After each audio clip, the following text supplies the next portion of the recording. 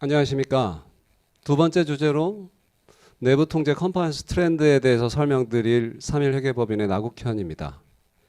두 번째 주제인 요 세션은 크게 이제 두 가지로 구성이 되어 있습니다. 첫 번째는 서베이 결과에 대해서 말씀을 드릴 건데요. 저희가 이제 서베이를 이제 상경협과 같이 제공하고 있고, 오늘 세션에서 저희가 설명드리는 내용은 서베이의 일부 내용입니다. 모두에 말씀드렸던 것처럼 유튜브에 보시면 링크가 달려 있으니까 그 전략 보고서를 보시면 그 내용에 서베이의 자세한 내용들이 담겨져 있고요. 또 추가적으로 다음 주에 이제 상장협에서 세부 데이터를 담아서 배포를 다시 할 거기 때문에 자산 규모별로 어떤 성향을 보이는지도 더 자세히 확인하실 수 있습니다. 서베이는 크게 세 가지로 구성이 되어 있는데요. 이제 2조 이상 기업들의 연결 내부액이 어떻게 준비하는지, 그 다음에 이제 일반 현황, 그 다음 마지막으로 부정 관련된 내용도 간단히 한번 담아봤습니다. 첫 번째 2조 원 이상의 연결 내부액을 어떻게 준비하는지에 대해서 설명드리겠습니다. 전체 서베이는 한 229명 정도가 답변을 주셨습니다. 이제 상장협에서 모든 상장사에 배포를 해서 답변을 요청을 드렸고, 저희가 이제 2년째거든요. 그러니까 앞으로도 계속 할 건데요. 계속적으로 많은 관심이랑 또 이제 적극적으로 답변을 잘 주시면 저희가 양질의 정보를 매년 제공을 해드리면서 또 좀 시간이 지나면 이제 시간이 축적된 자료를 서로 비교해 보는 것도 상당히 의미 있을 거라 생각을 하고 있습니다. 참고로 이번 설문조사에서는 이제 2조 원 기업들이 한 77개사가 답변을 해주셔서 이번 연결 관련된 것들은 주로 이제 77개사의 답변을 저희가 기반으로 장표를 작성해 봤고요. 답변 자체는 대부분 내부회계 전담팀이나 내부회계 담당자나 내부감사 쪽에 내부회계 업무를 하시는 분들이 직접 해주셨기 때문에 신뢰도는 뭐 꽤 높다 이렇게 생각하실 수 있겠습니다. 물론 더 많은 기업들이 참여하면 좋겠지만 뭐 쉽지 않은 일이라 연결 알아보겠습니다. 첫 번째 저희가 어떤 걸 여쭤봤냐면 언제 완료되시나요? 이걸 여쭤봤습니다. 2023년 내년부터 감사를 진행하니까 올해 하반기에는 마무리되어야겠죠. 보시다시피 82%의 기업들이 올해 말까지는 다 된다. 이렇게 해서 크게 걱정은 안 되는 상황입니다. 18%는 사정이 있죠. 새로운 시스템을 갑자기 내년 초에 오픈한다든지 뭐 M&A가 좀 애정돼 있다든지 뭔가 기업의 구조가 있거나 혹은 이제 일정의 지연이 살짝 있을 수도 있는 것 같습니다. 아무래도 해외 자회사의 이슈 개선 속도가 저희 마음처럼 그렇게 쉽게 이루어지는 것 같지는 않거든요. 그래도 전년도에 저희가 코비드 때문에 1년 연기하기 전에 조사했을 때는 38%의 기업이 그 기한을 못 맞추겠다 했던 바에 비해서는 18%로 많이 줄었으니까 그래도 스무스하게 일단 진입을 할 수 있지 않을까 이렇게 생각하고 있습니다. 연결 내부회계를 이제 구축을 할 때 뭐 탑다운으로 할 것이냐 바텀업으로 할 것이냐 뭐를 고려해야 될 것이냐에 대해서 할 때 어떤 점들이 고려 대상이냐라고 하는 질문이고요. 전체적으로는 탑다운 방식을 많이 쓰셨고 이제 바텀업이랑 좀 섞어서 쓰시는 혼합형도 좀 쓰셨습니다. 탑다운을 쓰는 경우는 아무래도 그룹 표준의 경영 관리가 좀 철저하게 되죠. 정책이나 절차가 일괄적으로 배포되고 그거에 따라서 자회사들이 움직이는 구조. 또 그렇게 되기 위해서는 사실은 자회사의 규모도 좀 있어야 되기 때문에 뭐 1,000억 정도의 좀 자그마한 자회사들이 진짜로 규정에 따라서 절차에 따라서 움직이는 건 쉽지 않은 것 같습니다. 두 번째는 업종의 유사성. 당연히 비슷하면 동일한 방식의 동일한 통제 활동에 동일한 프로세스에 적용되는 거고 거기에 시스템마저 같다면 실제 프로세스는 굉장히 유사한 측면을 가지고 갈 겁니다. 물론 관리 사이드에 회계나 자금이나 뭐 이런 부분들은 상당한 차이를 여전히 보이는 것 같고요. 이 중에 일부 바텀업을 적용하는 곳들은 이제 국내에 모회사도 상장되어 있고 자회사도 상장되어 있는 경우에서는 어느 정도 책임을 구별하는 경우는 생겨나는 것 같습니다. 다음 부분은 이제 조직 관련된 것들도 굉장히 회사에서 고민을 많이 하십니다. 이거를 우리가 자체적으로 할 수 있을까? 외부의 전문가를 쓸 수 있을까? 혹은 본사에서 총괄을 할 수 있을까? 아니면 자회사에 전문 인력을 하나씩 다시 뽑아야 되나?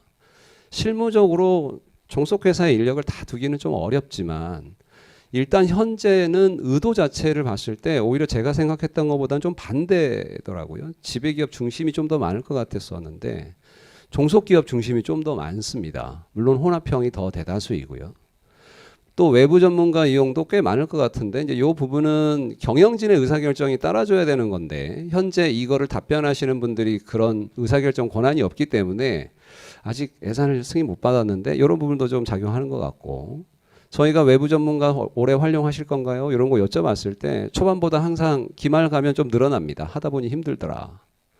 그리고 특히 이제 종속회사 같은 경우는 종속회사 인력을 구한다 하더라도 이 인력을 지속적으로 유지 관리하는 것도 굉장히 어렵습니다. 전문성을 키우는 것도 어렵고 또 그 친구들이 그 회사를 그만둔다거나 해서 지속적으로 근무하는 것 자체도 쉽지 않은 일이라 외부의 이용은 다소 증가할 것 같습니다. 어쨌든 회사가 자체적으로 수행하는 것들은 연결뿐만 아니라 별도에서도 자체적으로 업무를 수행하는 비율은 좀 늘어가고 있는 상황입니다. 이 커버리지 관련된 것들은 이제 항상 질문을 많이 주시는데 답은 없고요. 그래서 일부러 질문 자체가 어떤 거냐면요. 풀스코프 회사만 고려했을 때 다시 한번 말씀드리면 풀스코프로 들어오는 회사만 고려했을 때 그 커버리지는 어느 정도 차지합니까? 이렇게 여쭤봤는데 생각보다 비율이 높았습니다. 90% 이상, 95% 이상이 보신 바와 같이 65% 정도 되고요. 저희가 통상 감사 범위를 했을 때 뭐 적게는 80%갈 수도 있지만 일반적으로 뭐 85에서 95. 그래서 회사는 90 정도는 준비해야지. 뭐 이렇게 생각을 하고 타겟팅을 하고 하는데 실무적으로 굉장히 어려움들이 많죠. 그래서 보시는 바와 같이 저렇게 90%가 안 되는 기업들은 이제 추가적으로 스페시픽 엔터티라고 하는 것들을 부분적으로 포함할 가능성이 높고요. 애로사항들에 대한 질문에는 역시 인력에 대한 문제입니다. 아까 앞서서도 잠깐 말씀드렸고 두 번째는 종속회사가 실제 재무제표 작성 능력이 실질적으로 어느 정도 존재하느냐. 본사에서 지원해 주는 양이 많으면 본사의 통제를 좀 잡아야 될 수도 있고 이런 측면에서는 앞으로도 종속회사의 인력과 역량, 그다음에 인식 부족, 현업들의 지원 이런 것들을 얼마만큼 확보하느냐가 실제 내외계 관리자를 운영하는 데 있어서 굉장한 어려움으로 닥쳐올 거기 때문에 사전에 좀 철저한 준비가 필요할 것 같습니다. 일반적인 운영 상황으로 넘어가서 일단 올해 천억 이상 기업들이 이제 내외계 감사 받죠. 언제 끝나요? 이렇게 여쭤봤어요. 그런데 생각보다 올해 지금 이제 이미 완료돼서 감사를 이미 받고 있습니다. 그런데 4월 시점이긴 하지만 완료가 됐다라고 하는 기업이 43%밖에 없었습니다. 아, 그래 좀 고생한다. 실제 업무를 해보면 좀 고생합니다. 이슈가 생각보다 훨씬 많이 나오고요. 특히 ITGC 이슈 같은 경우는 이제 시간에 그 촉박함이 있기 때문에 개선도 어렵고 때로에 따라서는 뭐 수억 원의 비용이 좀 들어가기도 하고 인력을 추가 채용하기도 해야 되고 또 프로세스를 개선함에 있어서 시스템이 좀 받쳐주는 게 좋은데 그런 거 쉽지 않으니까 어려운 부분들이 꽤 많은 것 같습니다. 뭐 이제 일반적인 사항들에 대한 질문들이 쭉 이루어집니다. 그래서 이제 작년과 크게 변화되는 사항들 위주로 조금 더 말씀드릴 건데요. 내외계 관리 주도 조직은 큰 변화는 없어 보입니다. 어쨌든 저희가 전담 조직이라고 얘기하는 것들은 별도의 부서가 있거나 전담 인력이 있거나 내부감사 조직이 그 기능을 수행하거나인데 전년도와 큰 변화는 없고요. 내부감사 조직에서 소폭 증가 정도만 변화를 했습니다. 다음으로는 이제 내부 통제팀이라고 하는 그 조직이 누구 밑에 있느냐라고 하는 거는 압도적으로 국내는 여전히 CFO가 높습니다. 올해 CFO가 조금 늘었고 감사위원회가 조금 늘었다.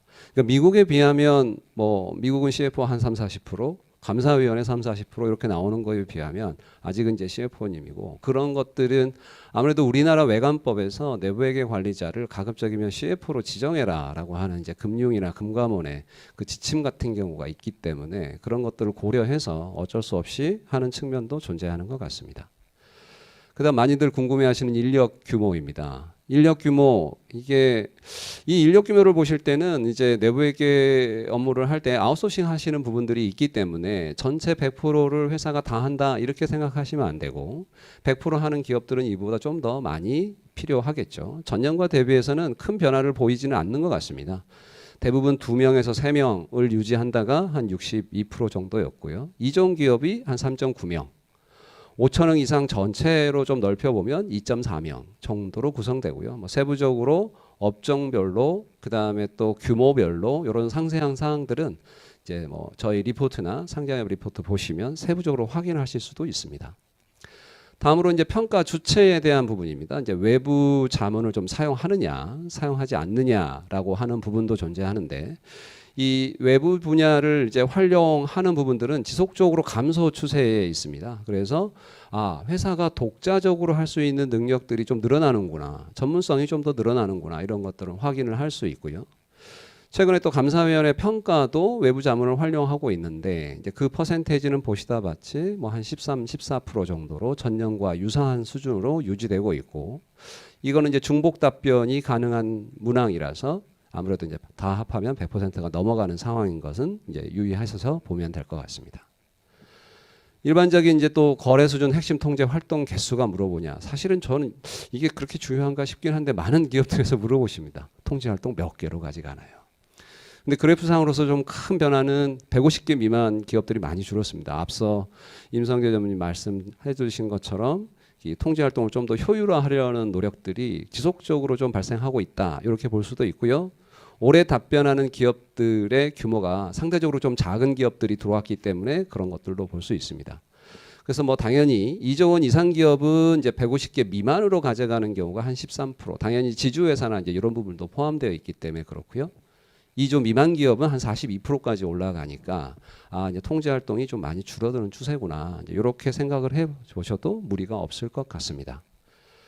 저희가 좀 중요하다고 생각하는 자동 통제 비율 이게 좀 높아야 되는 거 아니냐.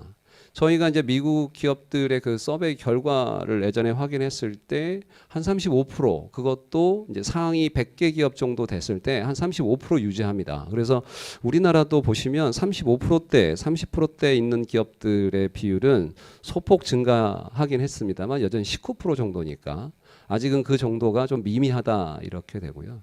실제 자동 통제라고 하는 것들을 좀 잘 셋업하려면 IT에 굉장히 좀 전문성이 있는 사람들이 내부 통제를 좀 세세하게 좀 들여다보는 측면들이 좀 필요해서 또 뭐 ITC가 엄청 잘 돼 있으면 또 좀 상대적으로 낮게 일부러 가져가기도 하기 때문에 좀 어렵습니다.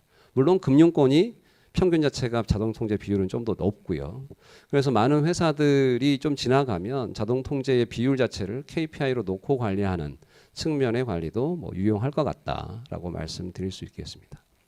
다음은 이제 변화 관리라는 질문인데요. 사실은 이제 설계 평가에 대한 질문이죠. 여전히 모범 기준에서는 변화 관리를 하면 매년 설계 평가를 따로 하지 않아도 됩니다. 다시 말해서 변화된 사항들을 잘 파악하셔가지고 그 변화된 사항에 대해서 설계 평가를 따로 수행한다고 하면 문제 없다. 요런 취지인데 그런 거와는 좀 달리 아무래도 감사인에 대한 부담 이것도 좀 꽤 있으신 것 같아요. 매년 저희는 전체 통제를 다 평가합니다. 그게 32%. 우리는 핵심 통제를 매년 설계 평가를 다시 합니다. 43%.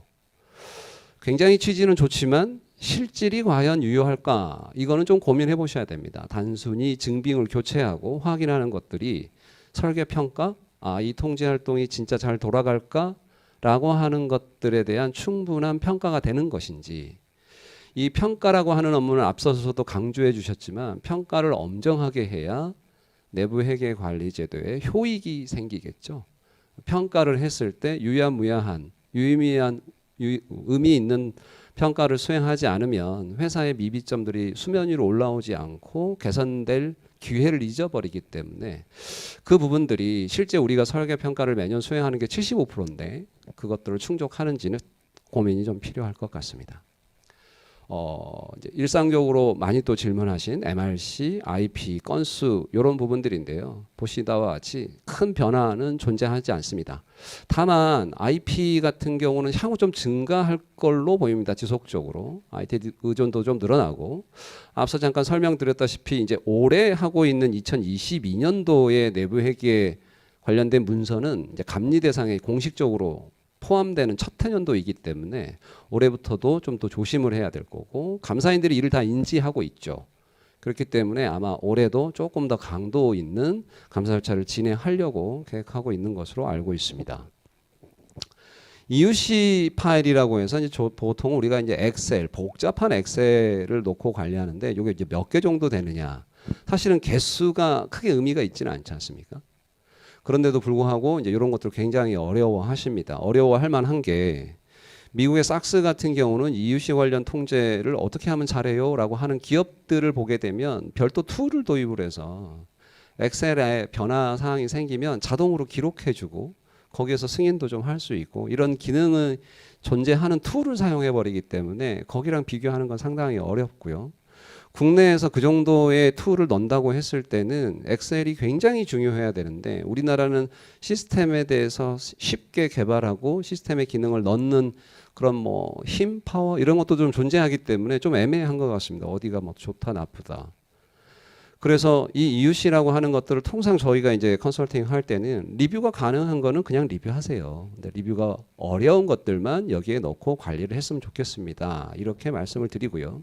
특이한 점은 1,000억 이상의 기업들, 소규모일수록 이런 복잡한 엑셀 파일이 좀 더 많을 것 같은데 생각보다는 맞지 않더라. 맞는지 안 맞는지는 잘 모르겠습니다. 미비점 관련된 것들은 요 질문은 이제 단기에 미비점이 발생했는데 기말 전까지 개선된 유의한 미비점이 몇 개고 중요한 취약점이 몇 개냐라고 하는 질문인데요. 유의한 미비점은 전체 기업의 34%가 발생을 했고 개선을 했다는 거고요. 중요한 취약점은 15% 기업에서 발생을 했지만 기말 전에 개선했기 때문에 의견 영향이 없었다. 이런 내용입니다. 그래서 그래도 실질적으로 뭔가 프로세스 개선이나 이런 것들에 대한 노력이 충분하다 이렇게 볼 수도 있을 것 같아요. 이제 의견이 부적정 의견은 저희가 퍼센트는 낮지만 이런 노력들을 계속적으로 하고 있다. 미비점의 좀 더 자세한 내용은 바로 이어지는 정호진 파트너의 미비점에 대한 설명에서 조금 더 진행하도록 할 예정입니다. 주요 애로사항에 대해서는 뭐 전년도와 크게 변화사항은 없어요. 그런데 비용에 대한 부담은 좀 줄어든 반면 현업의 인식 부족, 그 다음에 내부에게 전문성이 있는 인력의 부족 이런 것들이 지속적으로 조금 고민인 것 같습니다. 현업들이 도움을 이제 좀 더 인지도가 떨어지기도 하고 또 이제 부정 관련, 횡령 관련 이런 이슈가 났을 때 내부에게 팀이 어떻게 대응해야 될지가 조금 이제 애매한 상황들이 많이 펼쳐지기 때문에 그런 측면에서 우리 전문성이 좀 부족해라고 답변을 많이 주시는 것 같습니다.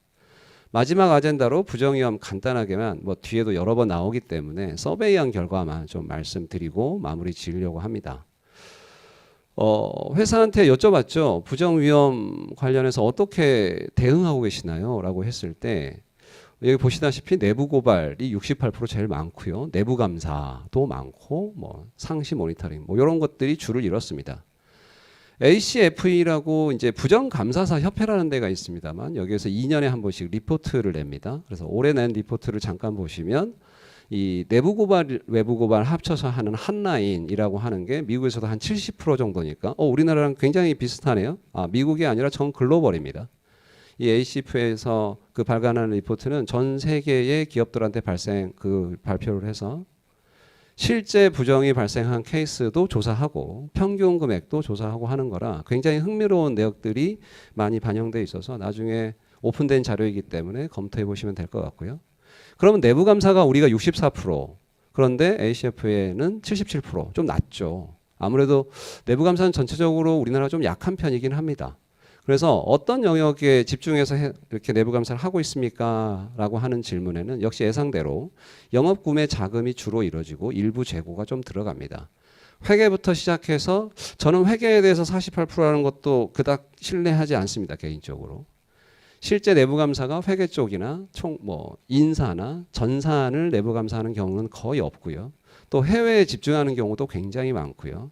그래서 이제 이 내부 감사가 주기적으로 좀 더 체계적으로 앞으로 개선될 여지는 좀 많겠다 이렇게 생각을 하고 있고, 그다음에 이제 내부 고발 제도에 대해서 개선이 필요한 사항이 어떤 것들이냐라고 하는 질문들의 내용을 보시면 고발 조치라든지 실제 공정하게 되고 투명하게 처리되고 근본 원인이 진짜로 발견되는 것이냐라고 하는 부분들에 대해 뭐 의아를 좀 의문점을 좀 가지시는 분들이 좀 있지만 생각보다 그 비율은 높지는 않습니다. 30% 20%대 요런 내역들이라서.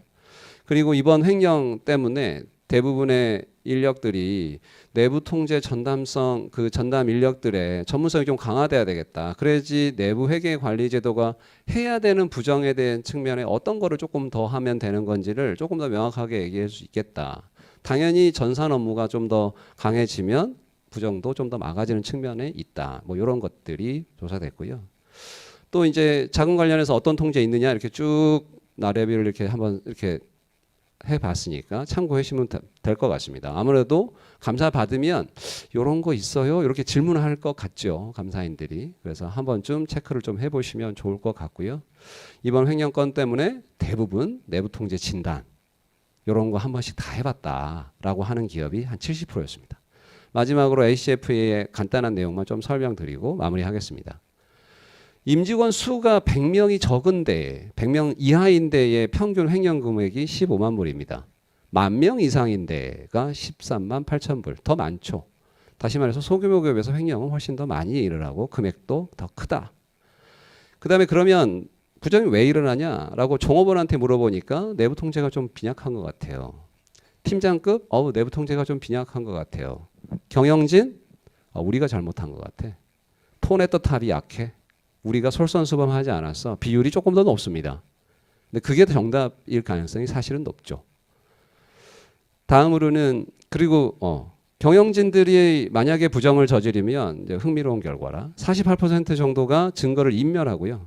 팀장급들은 증거를 새로 만듭니다. 팀장이나 종업원들은 이런 특성은 고개가 바로 끄덕거려질 겁니다.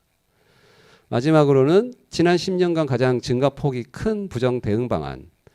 내부 통제는 원 오브 댐이고요. 이런 것들이 많이 늘어났었고 실제 내부 고발이라고 하는 것들이 다른 어떤 방법보다 훨씬 더 효과적이다 이렇게 얘기를 하고 있고 실제 부정이 적발된 것도 그렇게 한 3배 정도 높다 이렇게 나타나고 있다는 점 말씀드리면서 저는 여기까지 발표를 마무리하고 다음에 정구진 파트너의 미비점 관련된 설명이 있겠습니다. 감사합니다.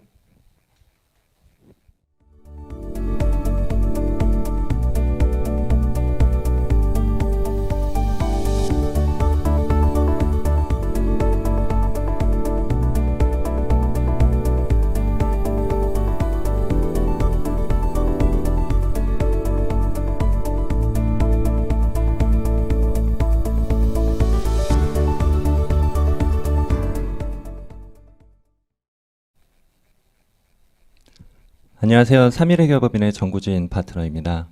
좀 전까지 나구현 파트너께서 서베이 관련 결과에 대해서 말씀드렸는데요. 저는 한 15분 정도 내부회계 의견 현황에 대해서 설명을 드리고 향후 고려해야 될 사항에 대해서 말씀드리도록 하겠습니다. 내부회계 관리제도 의견 현황인데요. 과거 3년 동안의 의견 변형된 회사의 개수에 대해서 말씀드리고 그 중요한 취약점으로 지적된 사항들에 대해서 또 설명드리도록 하겠습니다. 일단 이 표가 조금 복잡하게 되어 있기는 한데 오른쪽부터 조금 보시면 될 것 같아요. 맨 오른쪽에 보면 2018년도에 외관법 개정돼서 2조 이상 회사들이 그 다음 연도부터 감사가 시작된 시점에 2018년도 검토 의견만 있었을 때 이제 변형된 회사의 개수이고요. 그게 한 56개 정도가 됐었고 2019년도에는 2조 이상 회사들이 감사를 받았고 그 미만의 회사들이 검토를 받았는데 총 77개 회사가 의견이 변형이 됐습니다. 그리고 2020년도에는 79개, 2021년도에는 78개로 볼 수가 있는데 이 추세를 보시면 2018년도에 외관법 개정된 이후로 급격히 한번 증가했다가 그 이후로 3년 동안은 어느 정도 추세를 유지하고 있다. 정도를 보실 수 있겠고요. 그리고 감사 의견이 변형된 회사의 수는 4개, 5개, 4개로 어느 정도 일정 수준을 유지하고 있고 검토도 유사한 수준을 유지하고 있다고 보시면 될 것 같습니다. 그리고 유가증권 회사는 전체적으로는 대략 한 800개 정도 회사예요. 그리고 코스닥 회사 같은 경우는 한 1,500개 정도 회사인데 유가증권 대상 회사보다는 코스닥 회사의 의견 변형 비율이 조금 더 높다. 라고 보시면 될 것 같습니다. 이 3개년의 경향을 잠깐 요약을 드리면 규모별로 2021년 올해이겠죠. 2021년도 2조 이상 회사의 의견 변형 개수는 없습니다. 그러니까 첫 해년도에는 4개였다가 두 번째 년도에 1개, 그랬다가 올해는 없어졌고요.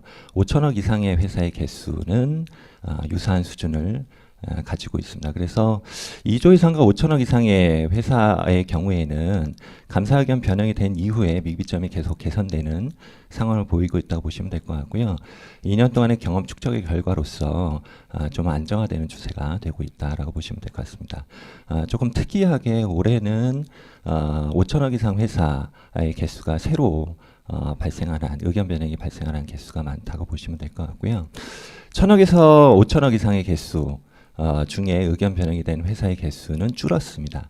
18 보게 되면 2018년도 외관법 개정된 이후로 감사인 지정제도가 도입이 됐잖아요. 그래서 감사인이 많이 바뀌었죠. 그 지정 감사인으로 변경이 됐고 그 한 3년 동안에 지정제도 하에서 회계 처리 이슈에 대해서 많이 논란이 있었습니다. 물론 5천억 이상 회사도 동일한 상황이었는데요.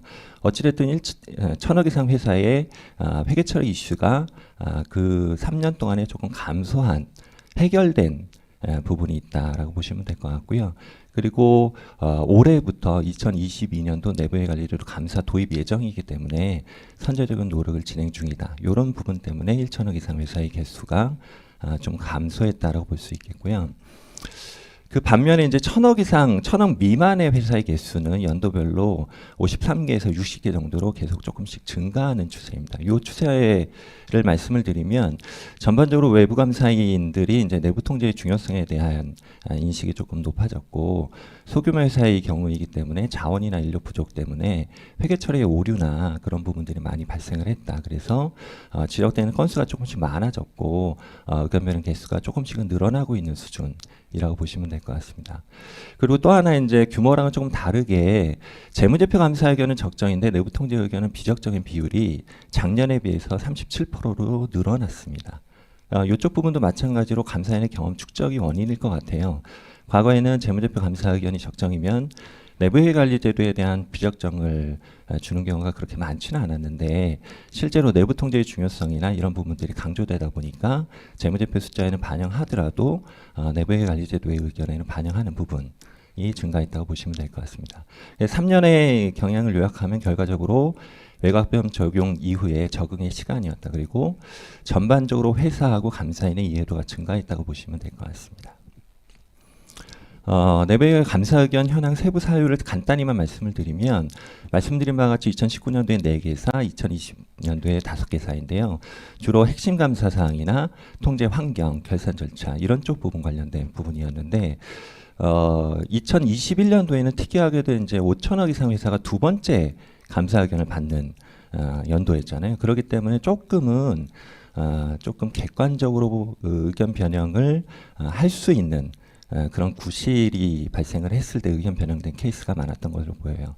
결과적으로 정기재무처 제작성 또는 감사 수정사항이 큰 건이 나왔거나 부정 및 횡령 사건이 발생했을 때 의견이 변형된 것으로 이해가 되고 있습니다. 전체적으로 감사와 검토 의견 변형된 회사의 키워드, 그 감사 의견이나 검토 의견이 중에 중요한 취약점으로 언급된 키워드를 이제 요약을 해놓은 부분인데요. 이 비중을 보시면 위쪽 부분이 이제 부정을 예방하거나 적발하기 위한 통제가 한 40% 정도를 차지하고 있고요. 오류를 방지하기 위한 통제의 부족, 이게 60% 정도를 차지하고 있습니다. 이 비중은 연도별로 유사한 비중을 가지고 있고요. 그 세부적인 내용들, 자산 횡령된 부정과 관련된 통제 관련된 부분은 자금 및 법인이관 관련된 통제가 가장 큰 비중을 차지하고 있고 오류 부분 쪽에서는 재무제표 제작성, 중요한 수정사항 이쪽 부분이 가장 큰 비중을 차지했다고 보시면 될 것 같습니다. 세부적인 내용을 보여드리기 전에 이 내용들이 어떻게 감사 의견에 표현이 됐는지 중요한 취약점으로 언급이 됐는지를 간단히만 보여드릴게요. 이건 말씀은 드리지는 않을 거고요. 자금 및 법인인감 관련된 부분은 자금 일부 검토 과정에서 충분하고 적합한 내부 통제가 효과적으로 설계 운영되고 있지 않다.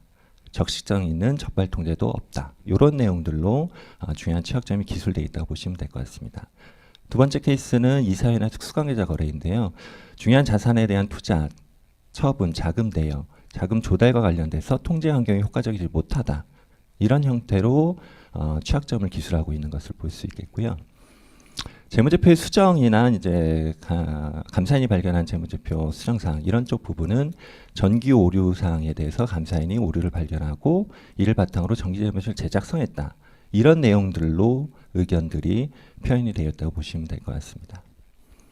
마지막으로 자산의 평가나 회수 가능성 관련된 부분도 유형자산이나 사용권 자산의 손상평가 관련돼서 충분하고 적합한 통제 절차가 운영되지 않았다. 이런 형태로 기술이 되어 있다고 보시면 될 것 같고요. 이 부분이 내부의 관리제도 감사 보고서나 검토 보고서의 중요한 취약점 항목으로 기술되어 있다고 보시면 될 것 같습니다. 이렇게 기술되어 있는 항목들을 키워드별로 조금 요약한 장표가 아까 보여드렸던 그 내용이라고 보시면 될 것 같고요. 그 부분을 미비점 원인별로 구분을 해보면 지난 3년 동안에 이제 누적치라고 보시면 될 것 같아요. 그 이제 미비점의 원인별로 가장 탑을 차지하고 있는 비중이 재무보고 관련된 통제활동의 설계 운영 미비. 요거는 통상적으로 수익인식이나 재고자산 평가 이런 쪽 관련된 부분이 될 것 같고요. 결산 처리 절차의 부적정 이런 것들이겠죠. 그리고 재무제표 제작성이나 중요한 수상사항 이쪽 부분이 탑 2를 차지하고 있고요. 자산 횡령과 관련된 부분 그리고 평가 및 회수 가능성 요 네 가지 항목들이 거의 80%를 육박하고 있다라고 보시면 될 것 같습니다. 이 한 400개 정도의 키워드 중에서 회계 처리 그 키워드 중에서 회계 처리하고 연관된 부분을 조금 골라봤습니다. 그게 한 170개 정도의 키워드인데요. 이 키워드를 보시게 되면 투자 거래, 투자 자산과 대여금 그리고 특수관계자 거래 평가 및 회수 가능성 중에 금융자산, 종속기업 투자, 특수관계자 거래와 관련된 공시 이런 쪽 부분들이 거의 80% 정도를 차지하고 있다고 보시면 될 것 같습니다. 그래서 투자와 관련된 특수관계자 거래 그리고 회수 가능성 평가 이쪽 부분이 중요한 회계처리 영역별로 차지하고 있다고 보시면 될 것 같습니다. 그럼 2022년도는 어떻게 될까 생각을 해보면 19년, 20년, 21년도는 어느 정도 유사한 추세를 보이고 있다고 말씀드렸는데 22년도는 사실을 예측하기는 좀 어려운 것 같아요. 긍정적인 요소도 있고 부정적인 요소도 있을 것 같습니다. 긍정적인 요소는 아까 말씀드렸다시피 1,000억 이상, 5,000억 이상 회사들의 의견 변경 개수가 조금 줄어들고 있다는 추세를 보면 22년도 감사제도 도입이 됨에도 이렇게 많이 급격하게 증가하진 않지 않을까라는 부분이 있을 것 같고요. 근데 이제 부정적인 측면으로 보면 회사의 실적이 조금 악화되는 부분 때문에 재무제표의 왜곡 표시의 가능성이 조금 늘어날 수 있는 부분이 하나가 있을 것으로 보이고 또 하나는 올해가 이제 2020년도 지정감사인으로 감사를 받는 회사들의 개수가 상당히 많이 있습니다. 그렇기 때문에 그 대응 방식에 따라서 조금씩 달라질 수 있지 않을까 그렇게 생각이 듭니다. 요약해서 말씀을 드리면 이제 핵심 감사 사항이나 신규 회계 기준, 통제 환경 관련된 부분 그리고 최근에 이슈가 되고 있는 부정에 대한 고려 이런 쪽 부분이 중요한 근본적인 원인이라고 보시면 될 것 같은데 이 오른쪽에 보시면 2022년도 중점 감리 항목으로 기술되어 있는 종속기업 투자나 특수관계자 거래 그리고 사업결합 관련된 부분 이런 쪽 부분과 관련된 통제 절차도 추가적으로 고려하는 부분이 필요할 것으로 생각이 들고 22년도에는 유형자산 기준서가 개정이 됐습니다. 이 유형자산 기준서가 개정이 됐다는 부분은 개정된 효과에 대한 분석 그리고 그 내용에 대해서 내부적으로 의사소통하고 회계 처리에 반영하는 부분도 같이 고려되어야 되는 부분으로 생각하시면 될 것 같습니다. 향후 고려사항에 대해서 말씀드리도록 하겠습니다.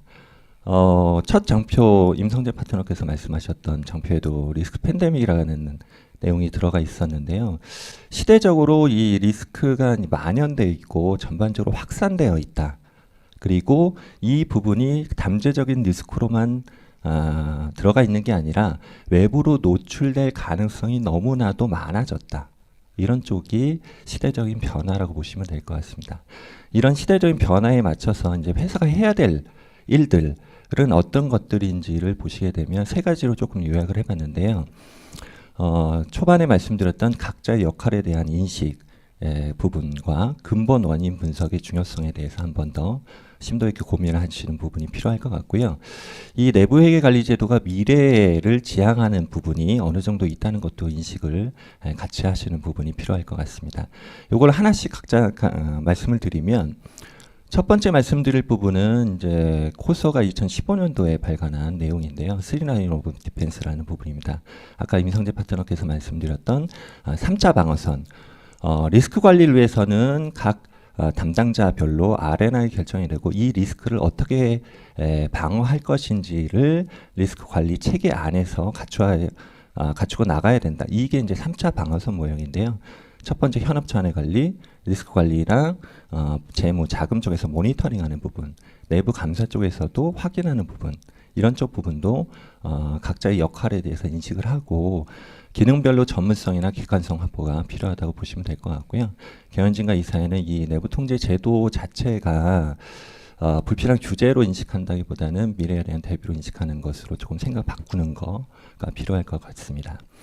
근본 원칙 분석 관련된 부분은 한 2, 3년 동안 그 내부의 관리 제도에 대한 감사나 검토하는 과정에서 가장 중요한 부분이 이쪽 부분인 것 같아요. 결과적으로 이러한 미비점이나 잘못된 사항들이 왜 발생했는지를 충분히 분석해서 대응책을 마련하고 미래를 대비하는 것.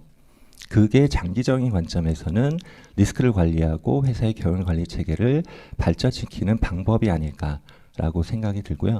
요 예시 부분은 간단히만 말씀을 드리면 특수경영자의 거래와 관련된 선급금 회수 가능성에 대해서 왜곡 표시가 발견이 됐는데 우리나라 같은 경우는 이렇게 왜곡 표시가 발견됐다. 이걸로 미비점을 지적을 하죠. 근데 미국의 경우에는 근본 원인 분석을 하나하나 하다 보면 결과적으로 정책과 절차의 부족, 모니터링의 부족, 부정위험 평가의 부족, 적격성의 부족, 그리고 내부 의사소통의 부족, 이런 걸로 여러 가지 근본 원인을 나눠 놓을 수 있고 이 근본 원인을 분석한 이후에는 이러한 미비점을 어떻게 개선할지에 대한 장기적인 개선 계획을 마련할 수 있다라는 부분일 것 같고요. 미비점의 이 근본 원인 분석은 잠재적인 규모를 평가할 수 있고 이게 설계상 미비점인지 운영상 미비점인지를 구분해서 설계를 바꿔야 될지 아니면 사람을 교육시켜야 될지 이런 것들을 해결 방안을 찾을 수 있는 부분이고요. 어떤 것을 고쳐야 되는지 명확히 알 수 있는 부분이라고 보시면 될 것 같습니다. 근본 원인 분석도 중요하다는 부분 하나 말씀드리고 마지막으로는 이제 내부 회계 관리 제도에 대한 시각 변화를 말씀드리겠는데요. 리스크라는 거는 지금 보이지 않는 거잖아요. 보이지 않는 거기 때문에 이거는 미래에 발생할 것들입니다. 그렇기 때문에 이 내부 리스크를 없애기 위한 리스크를 가급적 수용하는 가능한 수준으로 낮추기 위한 내부 회계 관리 제도는 결과적으로는 미래에 대해서 대비하는 일이라는 그런 시각 변화가 필요하고요. 이런 미래 지향성과 관련돼서 내부 회계 관리도 모범 규준에도 그렇게 써 있습니다. 오른쪽에 보시면 미비점 분류할 때 발생 가능성에 대한 고려가 있어야 된다. 금액적 크기 추정할 때 포텐셜 익스포저를 고려해라. 근본 원인을 분석해라. 변화 관리가 중요하다. 이런 쪽 부분이 결과적으로 보면 내부 회계 관리 제도가 본질적으로 미래 지향성을 가지고 있다는 걸 인식하는 것이라고 볼 수 있겠고요. 이런 시각 변화를 통해서 좀 더 의미 있는 내부 회계 관리 제도를 구축하고 운영할 수 있지 않을까 그렇게 생각이 듭니다.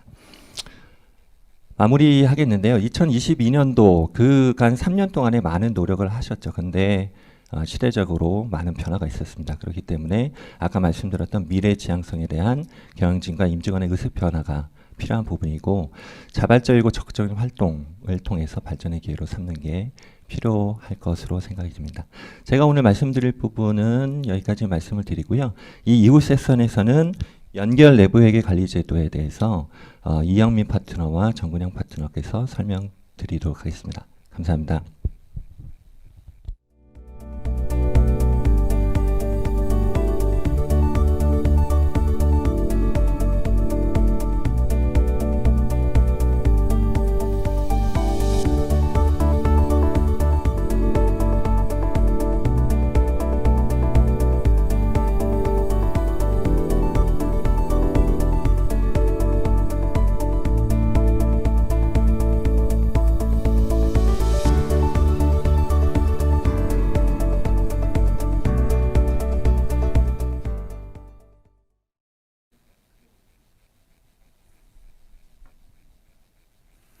안녕하십니까.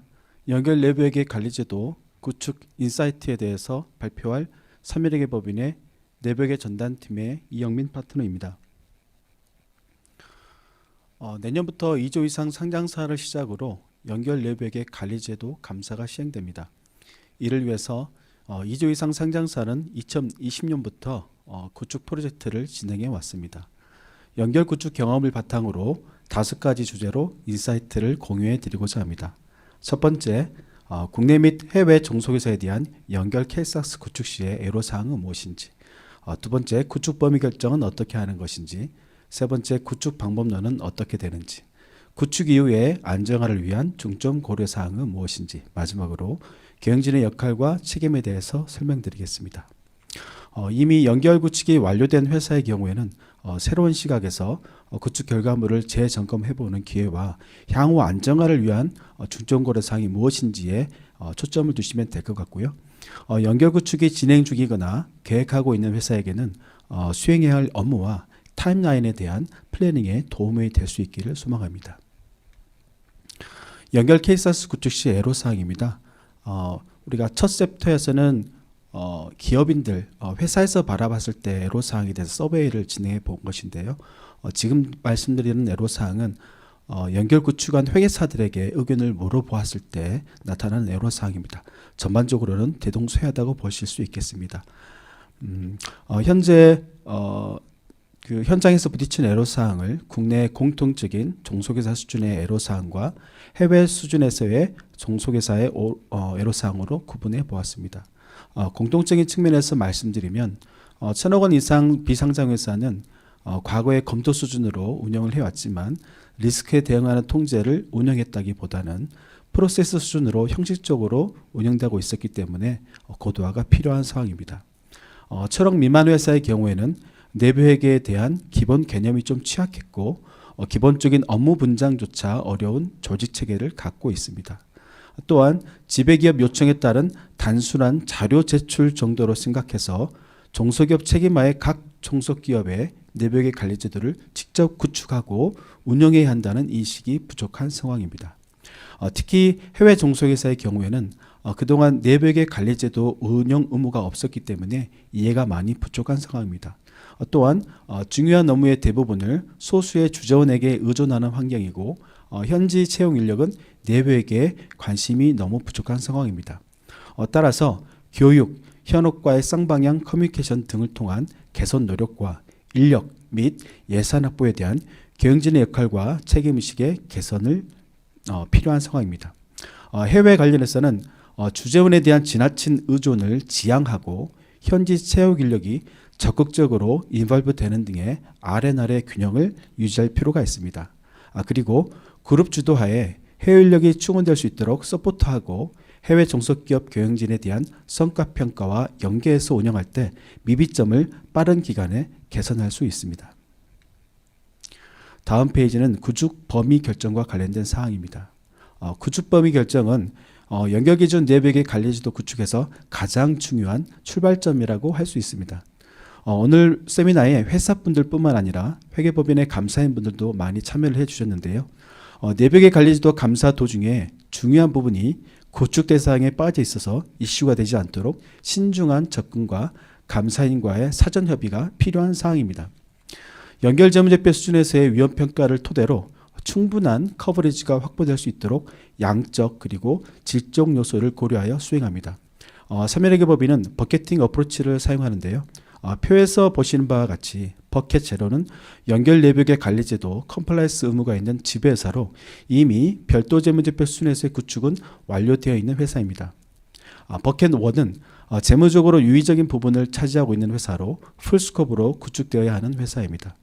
버켓 2는 특정 위험으로 인해 유의적인 부분이거나 커버리지 분석에 따른 충분성을 위해 추가로 포함된 특정 계정과 관련하여 스콥 인된 부분으로 정의할 수 있습니다. 버켓 3는 종속회사의 거래 수준 통제까지 구축될 필요는 없지만 잔여 위험에 대해 대응 가능하도록 그룹 차원의 통제가 필요한 부분입니다. 구축 범위의 충분성을 판단하는 데 있어서 평가 대상에 포함된 부분의 계정 과목의 합이 80% 또는 90%가 돼야 한다는 객관적인 기준은 존재하지 않습니다. 종속회사의 거래 수준 통제로 1%의 커버리지를 올리는 방법 혹은 그룹 수준의 통제를 확대하는 방법 중 어떤 방법이 더 현실적이고 실현 가능한 것인지 판단해 볼 필요가 있습니다. 다음은 구축범위 결정을 예로 들어 설명해 드리겠습니다. 이 장표는 2020년도에 첫 번째 미래전략 세미나에 발표된 장표이고요. 상장협회 모범기준 Q&A도 포함된 내용입니다. 오른쪽 상단에서 보시는 것처럼 내벽의 거래를 제거한 연결 재무제표에서 출발한다는 점에 유의해 주시길 바랍니다. 생산법인의 본사양 매출은 본사의 매입과 내부거래 제거가 되고 판매법인의 구매는 본사의 매출과 제거가 됩니다. 이는 각각 본사 별도 재무제표 수준에서 기구축된 매입과 매출 프로세스에 의해 커버 가능하기 때문에 종속회사 수준에서 구축될 필요는 없습니다. 다만 연결 재무제표 작성 관련 내부거래 제거의 정확성에 대한 그리고 완전성에 대한 그룹의 통제로 반영되면 됩니다. 1번부터 6번까지의 과정을 차례로 설명드리면 1번 HQ는 별도에서 구축된 모회사입니다. 2번에 B회사는 한국의 비상장 1000억 이상으로 2023년부터 신모범 기준이 적용되므로 풀스컵으로 구축될 필요가 있습니다. 3번 C와 D회사의 경우에는 연결 재무제표에서 차지하는 비중이 중요해서 풀스컵으로 구축되는 회사입니다. 중요성에 대한 판단은 연결 재무제표의 매출액, 총자산, 세전이익 등을 벤치마크로 하여 5% 혹은 10% 등의 스레숄드를 적용할 수 있습니다. 예시에서는 5% 기준으로 인스코프 하였습니다. 4번 H회사의 경우에는 그룹의 자금, 매입 등의 쉐어드 서비스 센터 역할을 하고 있어서 특정 UM에 해당되는 프로세스가 인스코프된 것입니다. 5번 F와 G 회사의 경우에는 전체 계정이 중요하진 않지만 생산 범위에 해당하는 재고, 원가, 그리고 유형자산 등이 중요한 부분으로 이 부분이 제외되는 경우에 충분한 커버리지 달성이 어려워서 추가로 선정된 부분입니다. 5번과 같은 시뮬레이션을 통해서 최종적으로 6번에서 연결 재무제표 계정별로 구축 범위가 충분한지를 판단할 필요가 있습니다. 다만 이 표는 예시일 뿐이고 최종 커버리지가 80%인지 90%인지에 대한 정답은 없다는 것을 다시 한번 강조 말씀드리겠습니다. 다음 구축 방법론입니다. 구축 방법론에 대해서 설명드리면 먼저 5가지 성공 요인을 참고해 주시기 바랍니다. 그룹마다 부문을 관리하는 문화와 방식의 차이가 있지만 우리나라 기업의 경우에 미국, 유럽 등 서구권 기업에 비해 부문에 많은 자율권을 부여하고 상대적으로 좀 수동적이고 주재원 등 인적 자원을 인적 요소에 의존하는 성향이 강한 것이 일반적입니다. 특히 해외 부문의 경우에 낮은 모니터링 수준과 더불어 정보에 대한 접근 제약, 문화적 그리고 언어적 제약 등의 한계점으로 인해서 눈에 잘 보이지 않는 비가시성이 있습니다. 이는 그룹의 재무보고에 있어서 중대한 위협 요인으로 작용하고 있습니다. 그룹 내부 통제 체계 구축 시에 국내 부문의 기능과 성격, 성장 형태, 프로세스의 표준화 정도, 운영 시스템 환경의 통합 여부 등의 요소를 종합적으로 고려해야 될 필요가 있습니다. 그룹 전반의 내부 통제 체계를 구축하고 운영해 나가는 과정은 그룹에 속한 모든 부문의 참여가 필요하지만 그룹 전반의 전략 수립 그리고 실행, 이에 대한 모니터링 등 전반적인 과정은 부문에 맡겨둘 것이 아니라 그룹 본사에서 주도하는 것이 타당합니다. 이를 위해서 그룹의 표준 이용과 표준 통제를 결정하고 확산하는 방식이 필요합니다. 다음은 수행 단계별 핵심 업무 요약입니다. 그룹 구축 방법론의 핵심이 되는 장표인데요. 플래닝, 익스큐션, 인베 등의 3가지 단계로 업무가 수행됩니다.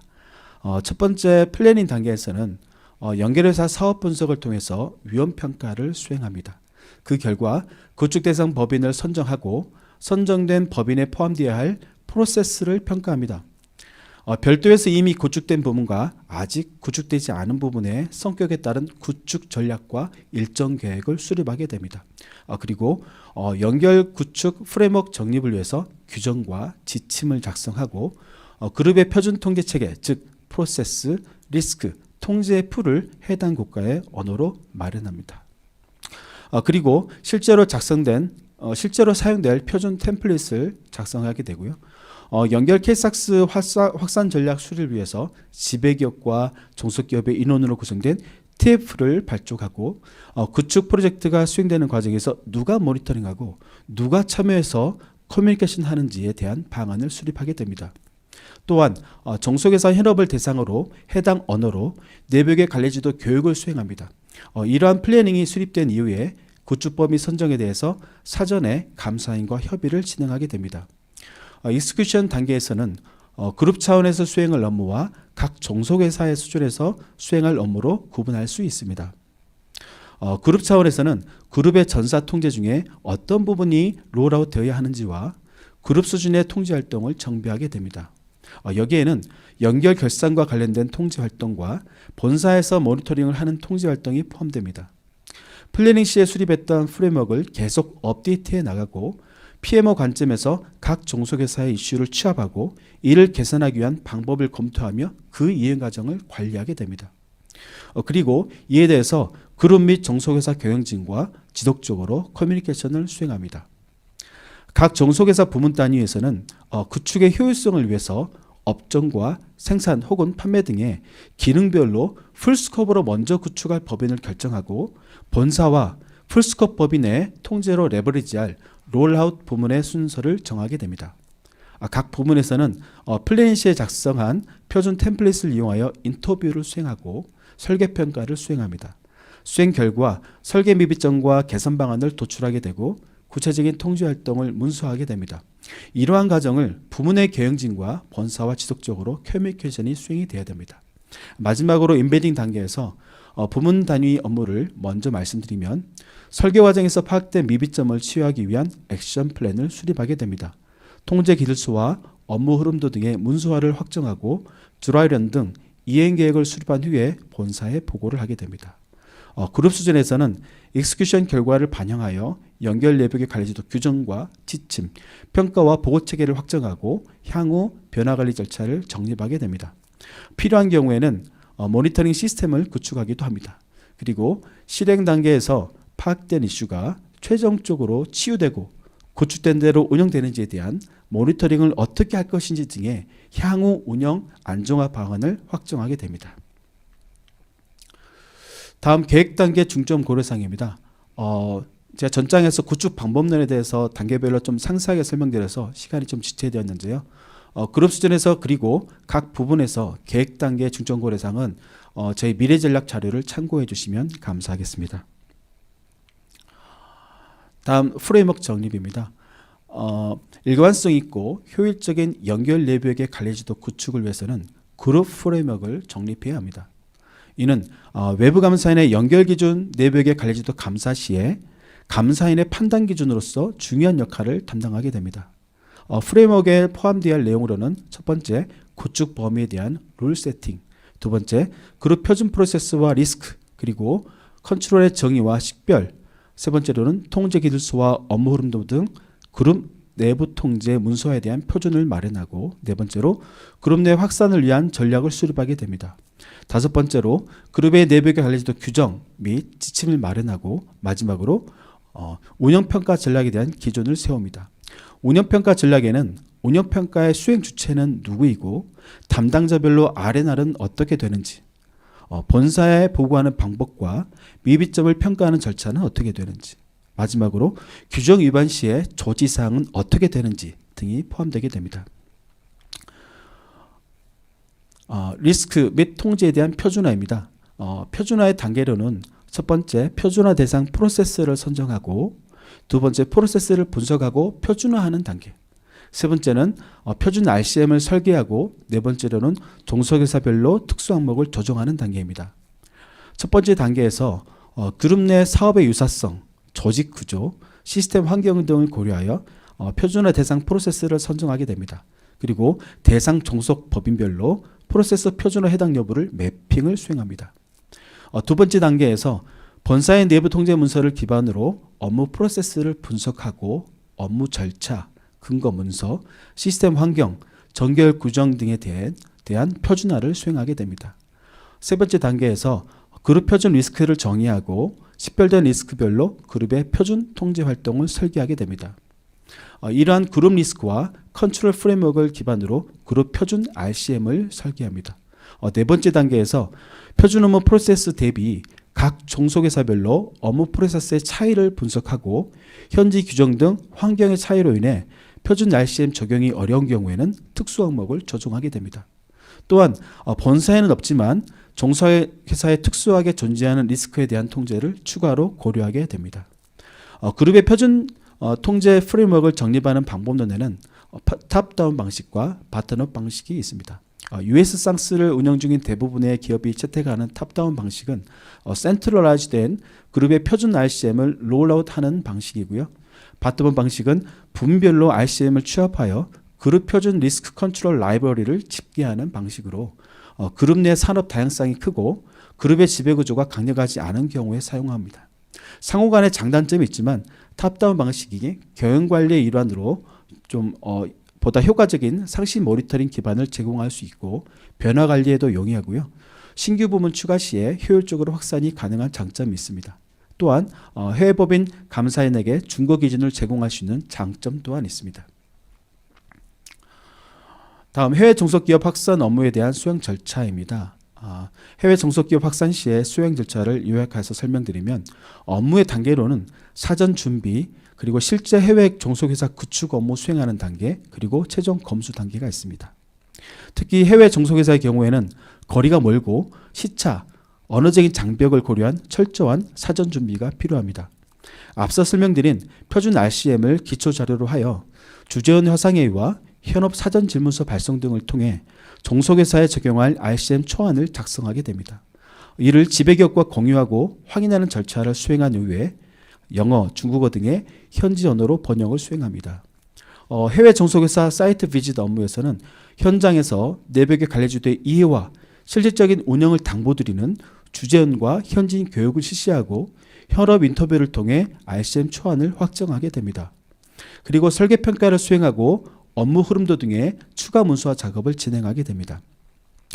해외 종속기업 구축에서 가장 중요한 것은 미비점 등 이슈사항에 대한 커뮤니케이션 강화에 있습니다. 구축 자문법인과 본사의 PMO 그룹, 그리고 종속기업 경영진을 포함한 현업과 주기적인 커뮤니케이션을 수행해야 합니다. 최종 검수 과정에서 갭 리스트를 확정하고 매뉴얼 등의 문서를 최종 수정하게 됩니다. 이렇게 구축이 완료되면 투비 통제를 실제로 운영하는 목표 개선 기간을 부여하고 개선 기간 종료 후에 미비점이 치유되었는지 확인하는 드라이런 테스트를 수행할 것을 권고드립니다. 별도 구축 시에 본사에서도 느끼셨겠지만 현업이 실제로 통제를 운영하기까지는 상당한 기간이 소요됩니다. 해외 종속회사의 경우에는 더 오랜 기간에 소요되기에 충분한 시간을 두고 조기에 구축하는 것이 필요하다고 말씀드릴 수 있습니다. 다음 예비 운영을 통한 점검, 즉 드라이런 테스트를 설명드리도록 하겠습니다. 향후 감사에 효과적으로 대응할 수 있도록 영업, 생산, 자금을 포함한 재무보고 등의 핵심 프로세스와 ITGC, 그리고 추정과 판단이 고려되는 매니지먼트 리뷰 컨트롤, 그리고 통제에 사용되는 정보의 신뢰성과 관련된 IPE 등의 통제 위험이 높은 영역에 대한 드라이런 테스트 수행이 필요합니다. 이러한 드라이런 테스트를 통해서 기대되는 효과를 말씀드리면 통제활동 설계 미비점을 적시에 식별하고 현실적이고 지속가능한 개선 방안을 도출할 수 있습니다. 그리고 모집단의 완전성을 확인하고 샘플링을 자동화하는 등의 향후 운영평가 절차를 개선할 수 있는 방안을 도출할 수 있게 해줍니다. 또한 운용조직과 아레나를 조기에 정립할 수 있고 향후 외부 감사 시의 이슈 가능성을 조기에 차단하는 효과를 얻을 수 있습니다. 다음은 안정화를 위한 중점 고려사항입니다. 구축 후의 안정화를 위한 중점 고려사항을 설명드리면 첫 번째, 앞서 말씀드린 예비 운영을 통한 미비점 보완과 해외 사이트의 현장 점검이 필요합니다. 이를 통해 해외 현업에서 실현 가능한 그리고 현실적인 통제인지 여부를 확인할 수 있게 됩니다. 두 번째로 종속회사 내벽의 운영 조직에 대한 지속적인 점검이 필요합니다. 지배기업 주도로 운영하는 중앙 집중식으로 할지, 종속기업별로 분산해서 관리할지 혹은 혼합 모형으로 운영할지에 대한 조기 의사결정이 필요합니다. 세 번째로 별도 안정화를 위해서도 시행되었듯이 종속회사 내벽의 운영 결과를 성과평가에 반영함으로써 안정화를 유도해야 합니다. 네 번째로 구축 범위의 구축 범위와 통제 충분성에 대한 그룹 및 부문 감사인과의 사전 협의를 통해 향후 안전적인 감사 대응 체계를 확립해야 합니다. 마지막으로 재무 인프라가 취약하고 내벽의 인지도가 낮은 종속회사 현업을 위한 지속적인 교육이 필요하고요. 효과적인 변화 관리를 수행함으로써 실효성 있는 내벽의 운영을 통한 리스크 관리가 수행되어야 합니다. 다음은 경영진의 역할과 책임입니다. 건축 인사이트의 마지막 주제인데요. 연결 내벽의 관리 제도의 정상적인 운영을 위해서는 가장 중요한 것이 바로 최고 경영진의 관심과 의지입니다. 왼쪽에 외부감사법 그리고 내벽의 관리제도 모범 기준에서 보실 수도 있겠지만 연결기준 내벽의 관리제도에 대한 구축, 운영, 평가 및 보고에 대한 궁극적인 책임은 바로 지배기업의 경영진에게 있습니다. 최고 경영진의 지지하에 전사적 수준의 관심과 노력을 투입하여 필요한 프로세스, 인력, 인프라에 대한 지속적인 투자를 해주실 것을 부탁 말씀드립니다. 구축 인사이트에 대한 발표를 마치겠습니다. 소중한 시간을 내주셔서 경청해 주신 여러분들께 다시 한번 감사의 말씀을 드립니다. 정근영 파트너님의 감사 준비사항 발표 전에 약 2분 정도 동영상을 보여드리고자 하는데요. 이 동영상은 국내 및 해외 법인의 전표 데이터를 이용하여 한글로 번역된 다양한 경영 정보와 예외 사항을 웹과 모바일로 확인할 수 있는 디지털 솔루션입니다. 그리고 이는 최근 3여 개 법인이 개발한 구독 서비스입니다. 잠시 보시겠습니다. 글로벌 사업 환경에서 더욱 진화하는 경영 리스크. 여러분은 해외 법인의 경영 정보를 어떻게 입수하고 분석하고 계십니까? 특히 팬데믹 이후 해외 현지 방문이 어려워지면서 해외 법인에 대한 통제력과 가시성이 갈수록 약화되고 있습니다. 이런 환경에 대응하기 위해 3일 회계법인이 만든 해외법인 재무정보에 대한 스마트한 접근법 월드와이드 이지뷰 서비스를 소개합니다. 월드와이드 이지뷰는 해외법인의 전표 데이터를 이용하여 다양한 경영 정보와 예외적인 거래를 웹과 모바일로 확인할 수 있는 정기구독 서비스입니다. 본 서비스는 3일 회계법인이 디지털 기술을 활용하여 제작한 것으로 해외 법인뿐만 아니라 본사 및 국내 자회사에도 동일하게 적용 가능합니다. 이지뷰 서비스를 통해 전표 데이터의 공유만으로 각종 사업 실적을 한눈에 파악할 수 있는 시각화된 보고서를 제공받을 수 있습니다. 비즈니스 서머리를 통해 해당 월의 주요 지표에 대해 쉽게 확인할 수 있습니다.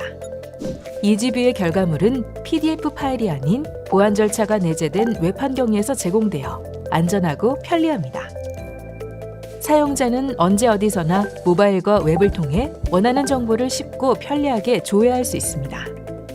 특히 해외 현지 데이터는 모두 번역 제공되어 언어의 장벽에서 자유로워질 수 있습니다. 이지뷰의 웹보고서는 다양한 차트를 동적으로 연결하여 많은 양의 정보를 한눈에 파악하고 다양한 시나리오를 적용해 볼 수 있습니다. 주의가 요구되는 변동이나 거래에 대해 빠르게 식별할 수 있습니다. 또한 드릴다운 분석을 통해 해당 사항의 세부 정보까지 조회할 수 있어 사용자는 매출이나 이익 변화를 보다 쉽게 감지하고 스스로 원인과 사유를 파악할 수 있습니다. 3일 회계법인이 만든 구독형 서비스 월드와이드 이지뷰. 인적 자원에 의존하는 기존 업무 방식을 탈피하고 기업의 변화를 촉진하는 디지털 트랜스포메이션의 출발점입니다.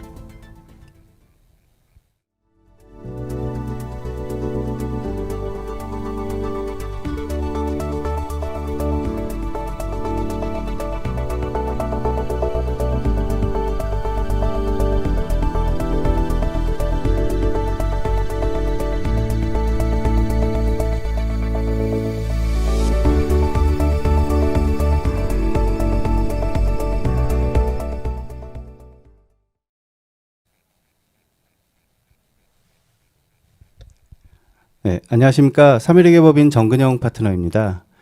연결 내부의 관리제도 구축 인사이트에 이어서 감사 준비사항을 말씀드리도록 하겠습니다. 제가 들어오기 전에 보니까 계속해서 이제 처음부터 600분 이상이 이제 참여를 하셔서 이제 많은 관심 보여주시고 계신데요. 남은 시간에도 이제 잘 참여해 주시고, 잘 들어주시고, 이제 업무에 많은 도움을 받으시면 좋을 것 같습니다. 제가 준비한 내용은 이제 연결 내부회계 관리제도 이제 감사 시행까지 한 6개월 정도 남았습니다. 그래서 이 남은 기간 동안 이제 어떤 부분들을 이제 중점적으로 좀 준비를 해야 도움이 되고 유익하게 보낼 수 있을까라는 면에서 이제 그 집중 점검 사항을 이제 정리해 보는 시간으로 이제 준비를 했고요. 사실 이제 앞서 이제 구축 인사이트 말씀을 해주셨는데 이제 그 부분에서 이제 강조한 사항들이 사실은 이제 감사에도 좀 중복되는 면은 있습니다. 그래서 뭐 시간 관계상 이제 중복되는 부분들은 간략히 소개를 드리고 이제 새로운 내용 위주로 좀 말씀드리겠습니다. 일단 준비 사항으로 4대 점검 포인트를 뽑아봤습니다. 그래서 평가 범위 결정, 이제 스코핑이라고 하죠. 그리고 그룹 차원 통제, 그룹 와이드 컨트롤, 그리고 부문 감사 수행 방법론, 그리고 연결 기준 내부회계 관리제도 평가 계획, 이렇게 네 가지를 뽑았고요. 스코핑 앞서서도 많이 나왔죠. 그래서 평가 범위 결정과 그룹 차원 통제는 사실 이제 구축 과정과 연계돼서 이제 많이 고려해야 되는 사항으로 보시면 될 것 같고요. 부문 감사 수행 방법론, 그리고 연결 기준 내부회계 관리제도 평가 계획은 이제 실제 이제 감사 실전을 대비하는 그런 관점에서 이제 감사 실무와 연계된 항목이라고 보시면 될 것 같습니다. 그럼 지금부터 한 가지씩 살펴보겠습니다. 범위 결정 사실 앞서 이영민 파트너님께서도 이제 많은 부분 할애를 해서 해주셨고, 이제 구축할 때도 이제 되짚어 보시면 가장 많은 시간을 할애해서 가장 많은 부분 신경을 쓰신 부분인 것 같습니다. 아무래도 이제 국내 환경적인 측면에서 이 구축 범위에 대해서 이제 관심이 좀 많았던 것 같고요. 이 부분은 따라서 이제 감사할 때도 감사인들도 이제 가장 많은 신경을 쓰시고 이제 가장 많은 준비를 하고 있는 분야입니다. 그래서 논의는 많이 되지만 사실 시원한 답이 없는 분야이기도 해서 준비하실 때 조금 어려움은 있을 것 같은데, 저희 감사 준비 단계에서도 범위 결정은 이제 가장 먼저 점검을 해보셔야 됩니다. 그래서 세 가지를 좀 뽑아봤고요. 부문의 유형, 이제 구축 범위 결정 뭐 다 하셨겠지만 이제 유의적 부문을 먼저 선정해야 되고, 이 유의적 부문은 질적 기준, 양적 기준, 질적 기준으로 이제 하게 됩니다. 그래서 양적 기준은 뭐 사실 시장에서 큰 이견은 없는 것 같습니다. 다만 이제 질적 기준 같은 경우는 이제 특정 위험이라고 좀 표현을 했는데, 이 부분은 이제 주관적인 요소들이 개입이 좀 되다 보니까 이 사항에 대해서는 뭐 신중하게 좀 접근을 하고, 회사가 이제 적용하는 어프로치에 대해서 이제 사전에 그 레서네이를 잘 작성해 주실 필요는 있을 것 같습니다. 그리고 이제 남는 부분, 이제 아까 뭐 저희 유의적 부분에 대해 보통 이제 풀스코업이 될 텐데, 유의적 부분 비율 서베이에서도 상당히 예상한 것보다는 이제 높은 비율들이 나오는데, 사실 유의적인 부분 외에 이제 유의적이지 않은 부분에 대해서 어떻게 어프로치를 할 건지, 이 부분은 이제 실무상 좀 논란이 될 수 있는 부분일 것 같습니다. 그래서 첫 번째는 이제 유의적인 부분도 유의적이지 않은 부분도 특정 프로세스에 대해서 거래 수준 통제를 구축하는 방법이 있고, 그리고 이제 그룹 차원 통제를 통해서 대응하는 방법이 있습니다. 그래서 그룹 차원 통제 이제 뒤에 제가 점검 분야로 하나 더 뽑아놨기 때문에 뒤에서 세부적으로 설명을 드릴 거고요. 그리고 저희 전사적 수준 통제는 이제 연결 실체 내에서 일관되게 계속해서 이제 적용이 돼야 되는 항목입니다. 그래서 이 부분도 이제 뭐 스코업인 되는 대상들만 전사 수준 통제를 뭐 해야 된다든가 이런 식으로 좀 오해를 안 하시면 좋을 것 같습니다. 구축 범위 충분성, 저도 제일 앞에 적었는데 이제 애석하게도 이제 정량적으로 제시되어 있는 커버리지가 없습니다. 그래서 이게 숫자로 정답이 나와 있으면 사실 조금 쉬울 텐데 이제 그렇지가 않고, 기본적으로는 이제 그룹에서 리스크 어세스먼트를 통해서 내가 연결 재무제표의 그 왜곡 표시 위험에 대응하는 충분한 내부 통제를 구성하고 있다는 거를 다큐멘테이션을 해주셔야 됩니다. 그래서 기본적으로 이제 스코핑 팔러시 수립을 해주셔야 되고요. 그 스코핑 팔러시 상에서 내가 이제 우리 그룹이 적용하고 있는 구축 범위, 평가 범위가 이제 충분하게 돼 있다라는 문서화를 해주셔야 되고, 이게 이제 감사인과 이견이 조금 있을 수 있기 때문에 이 부분에 대해서는 이제 약간 찜찜한 부분은 이제 추가 대응 방안, 이제 플랜 B를 하나 정도 이제 가지고 있으셔야 될 것 같습니다. 그리고 나서는 이제 외부 감사인하고 사실 사전 협의를 해주셔야 됩니다. 그래서 이 부분에 대해서 조금씩의 관점이 다를 수가 있기 때문에 그 구축 평가 범위의 충분성 관련돼서는 지금 이제 하반기에 시간이 좀 있기 때문에 지금 이제 진행하시면서 구축 범위를 초반에 다 설정을 하시지 않습니까? 그래서 그 부분에 대한 이제 외부 감사인의 내용을 한번 들어보시고 이제 차이가 나는 부분에 대해서는 이제 반영할 부분은 반영하고 이제 뭐 설득할 부분은 설득을 하셔야 되지 않을까 싶고요. 그리고 이제 뭐 감사인이 또 이제 교체되는 상황들도 좀 있을 수 있기 때문에 그런 상황까지 염두에 두셔서 협의를 해주시면 좋을 것 같습니다. 다음은 이제 그룹 차원 통제입니다. 그룹 차원 통제 이제 그룹 수준 통제라고도 앞서서 나왔고 그룹 와이드 컨트롤, 그룹 레벨 컨트롤 다양한 이제 용어로 사실 쓰이고 있는데요. 일단 그룹 차원 통제라고 일단 지칭을 했고요. 일단 이게 필요한지에 대해서 먼저 생각을 좀 해봐야 될 것 같습니다. 우리 그룹의 이 그룹 차원 통제가 과연 적용이 필요한 항목인지 세 가지 정도 질문을 스스로 던져봐야 되는 거죠. 그래서 우리 그룹이 거래 수준 통제를 충분히 구축할 수 있는 법인인가, 그런 그룹 구조를 가지고 있는가, 이걸 한번 따져보셔야 됩니다. 그래서 종속기업이 많지 않다거나 아니면 단일하게 이제 동질적인 구조로 이제 만들어져 있다라고 하면 사실 조금 용이할 텐데, 대부분의 이제 저희 그룹사들이 연결 실체내 이제 모든 부분의 통제 활동을 이제 구축하고 이제 평가하기는 사실 현실적으로 좀 어려운 상황이 있습니다. 그러다 보니까 거래 수준 통제를 하지 못하는 부분에 대해서는 이제 그룹 차원 통제를 좀 생각해 보셔야 될 것 같고요. 그리고 이제 부문에 대해서 이제 평가 범위를 많이 구축하시겠다고 하시는 그룹들도 있는데, 그 경우에도 부문에서 이제 실질적으로 통제 운영이 가능한지도 한번 따져 주셔야 됩니다. 그래서 우리는 통제를 구축했다고 하지만 사실은 부문에는 이제 리소스가 훨씬 제한적일 수 있기 때문에, 종속회사, 특히 이제 소규모 회사라든가 SPC라든가 해외에 소재하고 있는 경우에는 실질적으로 통제 활동을 운영할 수 있는 리소스가 적기 때문에 이 운영상 설계는 했지만 운영상 이슈가 이제 존재할 수가 있기 때문에 있습니다. 그래서 이 부문의 상황을 좀 살펴주셔야 되고요.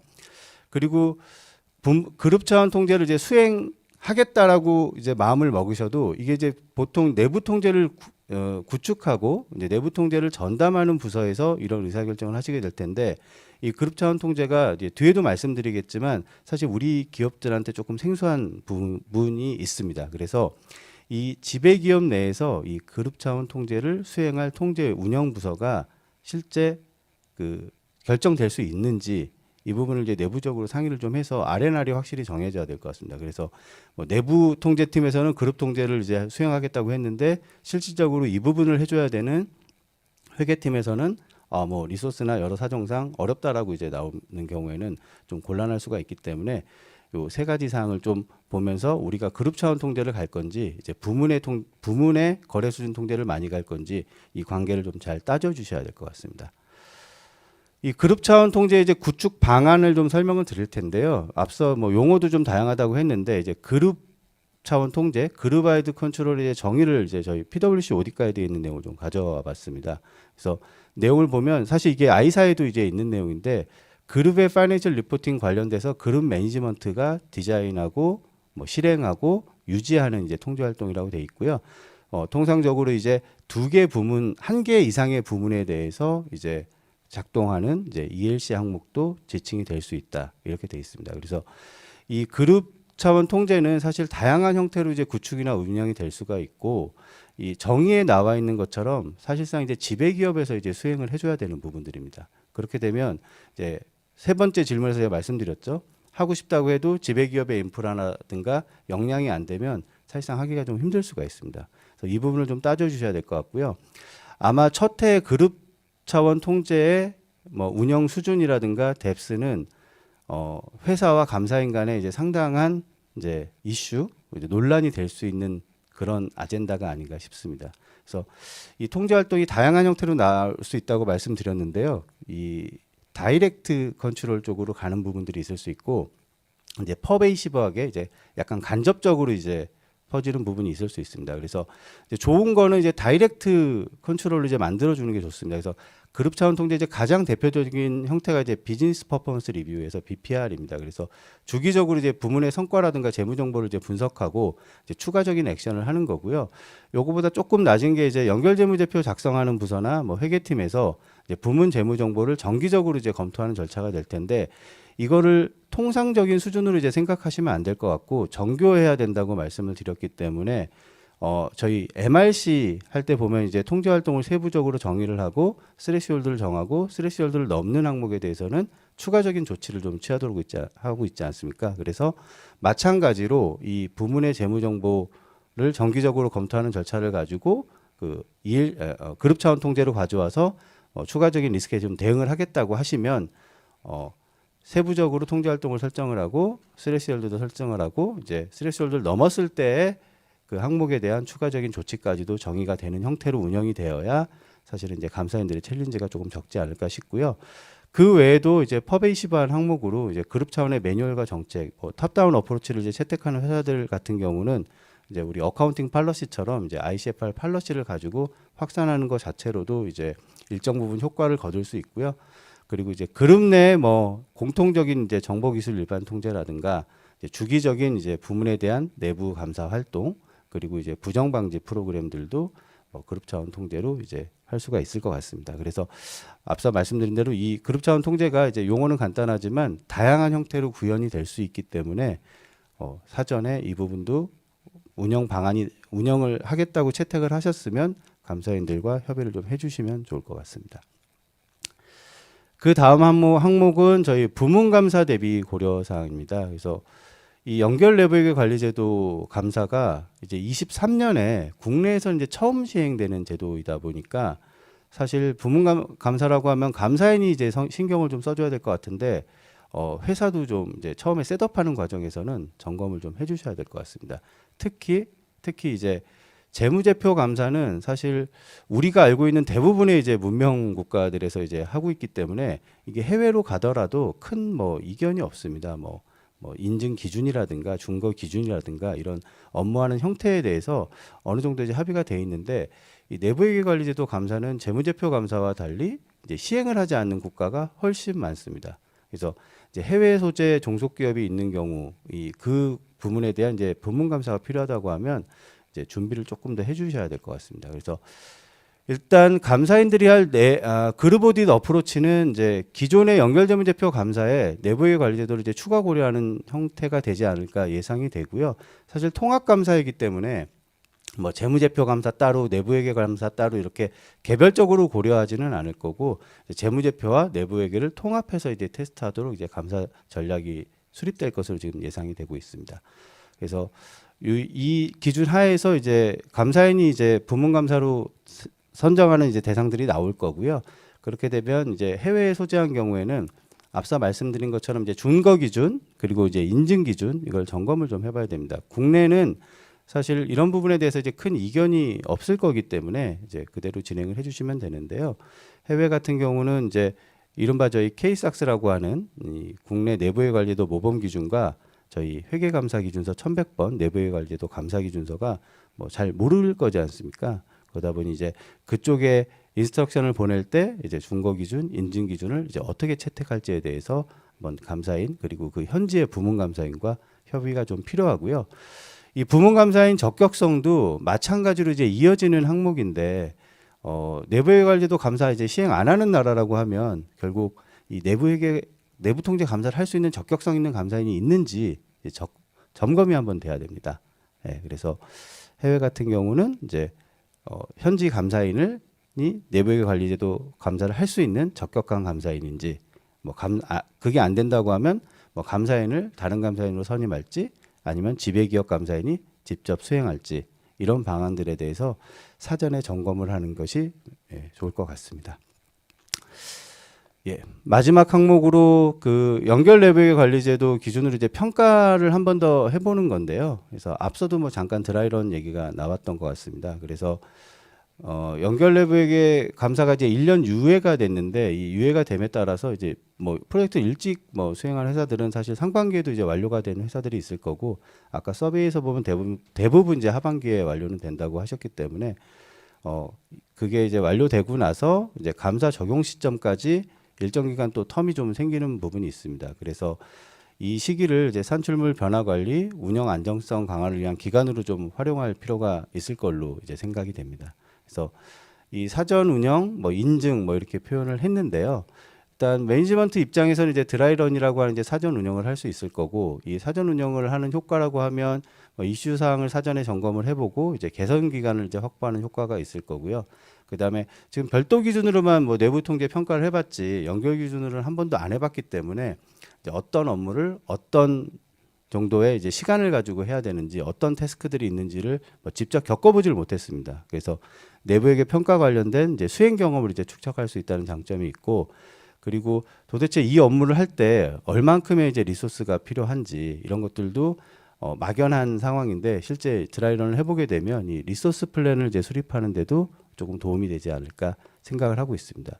그래서 이제 경영진이 이제 자체적으로 이렇게 테스트를 하는 걸로도 이제 도움이 되는데 여기에 이제 얹어서 이제 외부의 시각을 추가를 하게 되면 조금 더 객관적이고 전문적인 관점에서 이제 보완이 이루어지지 않을까 이제 생각이 됩니다. 그래서 뭐 포괄해서 이제 사전 인증 뭐 이렇게 표현을 했고요. 이제 가로에 이제 인증인이라고 했는데 뭐 외부 감사인이 뭐 대부분 하겠지만 뭐 사정에 따라서는 이제 외부 감사인이 아닌 외부의 뭐 제3자를 이제 통해서 인증을 할 수 있는 방법도 가능하다고 보고 있습니다. 그래서 외부 감사인 등 뭐 인증인의 시각을 반영해서 이제 산출물을 보강할 수 있고 사실 이제 법정 감사 때 발생할 수 있는 이슈를 이제 보다 빠르게 파악하고 이제 대응할 수 있는 장점이 있을 걸로 파악이 됩니다. 그래서 다음 페이지에서 이 사전 업무 유형 이제 23년 본감사에 대비한 22년 사전 업무 유형을 조금 나눠봤습니다. 그래서 맨 왼쪽이 보면 이제 인증 수준인데요. 이제 위로 갈수록 인증 수준 이제 그 강도가 높은 확신의 소진이 높은 업무이고 밑에는 이제 조금 내려가는 이제 업무들이라고 보시면 될 것 같습니다. 그래서 가장 센 거는 조기 도입해서 이제 법정 감사를 받는 거고요.